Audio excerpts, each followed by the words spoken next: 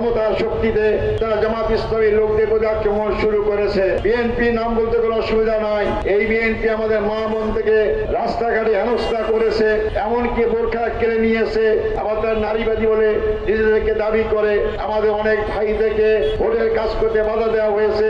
আমরা মনে করেছিলাম নির্বাচনের পূর্বে কত নির্বাচনে জয়লাভ যে কাজগুলো করতে পারে, বিশাল ব্যবধানে জিতবে।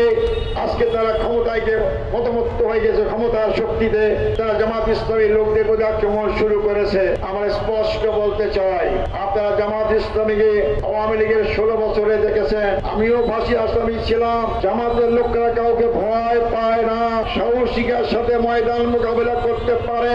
আমাদের 11 জন ভাইকে জেলখানায় মারা হয়েছে, 5 জন ভাইকে সরাসরি শহীদ করা হয়েছে। এই আন্দোলন থেমে থাকে নাই। আজকে ভোট চুরির পরেও 68 আসনে বিপুল ভোটের ব্যবধানে জয়লাভ করেছি। তার মানে আমাদের আন্দোলনকে দেশের জনগণ সমর্থন করেছে। তাই বর্তমান সরকারকে বলতে চাই, আপনারা জীবননগরের হাফিজুর রহমান ভাইকে হত্যা করেছেন। তার বড় ভাই হাফিজুর রহমান আজকে জীবন সায়ান্নে যে কোনো মুহূর্তে বলা যায় না সে বাঁচবে কি বাঁচবে না।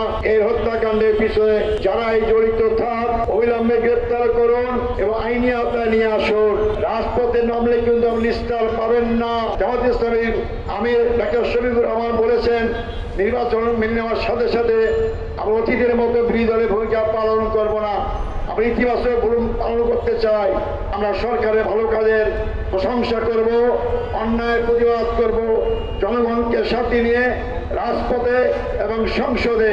তাই আমি সরকারের কাছে আবেদন জানাবো, দাবি জানাবো, আর একটি জায়গায় যেন কোনো হত্যাকাণ্ড না ঘটে তার ব্যবস্থা করুন।